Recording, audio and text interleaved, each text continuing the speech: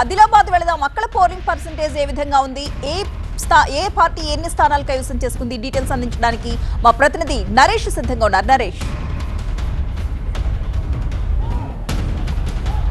ఉమ్మడి ఆదిలాబాద్ జిల్లాలో 4 జిల్లాల్లో 4 వేరియేషన్స్ లాగా ఫలితాలు వచ్చాయి.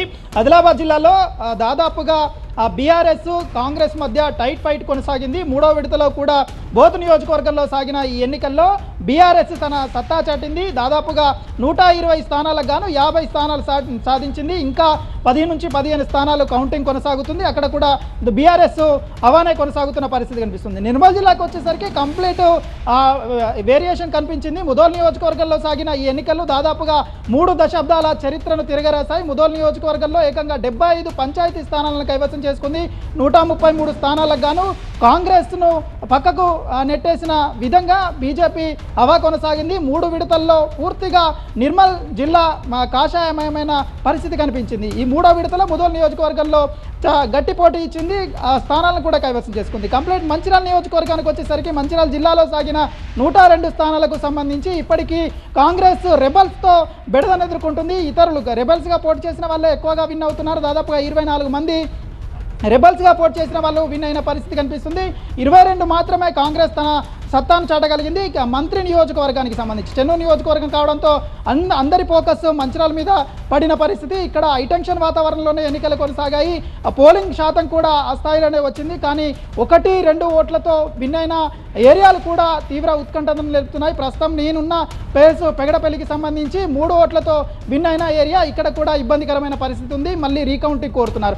అటు కొమరం ఆసిఫాబాద్ జిల్లాలకు వచ్చేసి కాంగ్రెస్ బీఆర్ఎస్ మధ్య టైట్ ఫైట్ కొనసాగింది. మొత్తం 3 విడతల్లో కాంగ్రెస్ హవా కొనసాగినప్పటికీ బీజేపీ 3వ విడతలో పుంజుకొని తన సత్తానైతే చాటింది. గతంలో ఎన్నడూ లేని స్థానాలను అయితే కైవసం చేసుకుంది. నిర్మల్ జిల్లాలో బీజేపీ కైవసం చేసుకున్న స్థానాలతో ఉండండి. మనకి మంచిర్యాల జిల్లా బావురావుపేటలో ఉద్రిక్తతకు సంబంధించిన బ్రేకింగ్ న్యూస్ ఒకటి అందుతోంది. కాంగ్రెస్ అభ్యర్థి, కాంగ్రెస్ రెబల్ అభ్యర్థికి మధ్య ఒక్క ఓటు వివాదం తలెత్తింది. అభ్యర్థుల మధ్య వివాదంతో రూమ్ లో తలదాచుకున్నారు అధికారులు. స్కూల్ గేట్ బద్దలు కొట్టుకుని మరి స్కూల్ ఆవరణలోకి చొచ్చుకు వెళ్లాయి ఇరు వర్గాలు కూడా. మంచిర్యాల జిల్లా బాపురావుపేటలో ఈ ఉద్రిక్త వాతావరణం తలెత్తింది.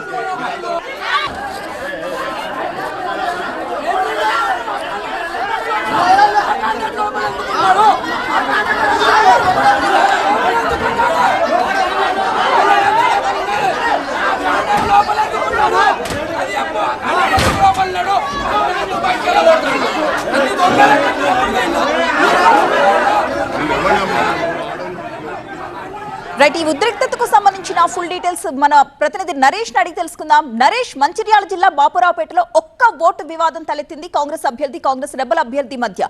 దానికి సంబంధించిన అప్డేట్స్ ఏంటి? బౌరాపేటలో కాంగ్రెస్ రెబలు, కాంగ్రెస్ రియల్ అభ్యర్థి, ఏదైతే కాంగ్రెస్ బలపరిచిన అభ్యర్థి మధ్య పోటాపోటీ ఎన్నిక సాగింది. ఒక్క ఓటుతో కాంగ్రెస్ రెబల్ అభ్యర్థి గెలిచారు. ప్రస్తుతం సిచ్యువేషన్ చూడొచ్చు, కంట్రోల్ కాని పరిస్థితి అయితే కనిపిస్తుంది. పోలీసులు పెద్ద ఎత్తున ఇక్కడికి మోరించి వాళ్ళని కట్టడి చేసే ప్రయత్నం చేస్తున్నారు. ఆ ఫలితాన్ని తేల్చాలంటూ కూడా చెప్తున్న పరిస్థితి కనిపిస్తుంది. దాంతోనే ఒక హైటెన్షన్ వాతావరణం అయితే కనిపిస్తుంది. చూడొచ్చు, పోలీసులు అయితే వాళ్ళని కట్టడి చేస్తున్నారు. ఎవరైతే స్థానికులు ఉన్నారో కాంగ్రెస్ రెబల్ అభ్యర్థి ఎవరైతే గెలిచారో ఆ అభ్యర్థికి సంబంధించిన వాళ్ళను రీకౌంటింగ్ మళ్ళీ కోరుతున్నారు. ఇప్పటికే 3 సార్లు రీకౌంటింగ్ జరిగిందని చెప్తున్నారు. పెగడపల్లిలో అదే ఇష్యూ కనిపిస్తుంది. కేవలం 1-2 ఓట్లతో గెలిచిన స్థానాల్లో తీవ్రమైన ఉద్రిక్తత కంటిన్యూ అవుతుంది. పోలీసులు అయితే వాళ్ళని కట్టడి చేసే ప్రయత్నం చేస్తున్నారు. వాళ్ళకు నచ్చచెప్పే ప్రయత్నం చేస్తున్నారు. వాళ్ళకు పూర్తి స్థాయిలో నచ్చచెప్పి ఆ ఫలితాన్ని ఖరారు చేసి అభ్యర్థులను బయటకు తీసుకొస్తామని చెప్తున్నారు. కానీ ఒక హైటెన్షన్ వాతావరణంలోనే ఈ ఎన్నికలకు సంబంధించిన ఇష్యూ కొనసాగుతుంది. దీంతో పోలీసులు అయితే పెద్ద ఎత్తున ఇక్కడికి వచ్చిన పరిస్థితి అయితే కనిపిస్తుంది. ఈ నేపథ్యంలో పోలీసులు మోహరించారు. ఎలాంటి అవాంఛనీయ సంఘటన జరగకుండా ప్రస్తుతం అయితే చూస్తున్న పరిస్థితి కనిపిస్తుంది. లోపల అధికారులు బిక్కుబిక్కుమంటూ తలదాచుకున్నారు. బయటకు వచ్చే పరిస్థితి లేదు. అధికారుల మీద కూడా దాడులు జరుగుతాయన్న ఒక ఆరోపణ అయితే కనిపిస్తుంది. అక్కడ ఒక భయమైన పరిస్థితి అయితే కనిపిస్తుంది. దీంతో ఎన్నికల అధికారులంతా ఒక రూమ్ లో ఉన్న పరిస్థితి అయితే కనిపిస్తుంది.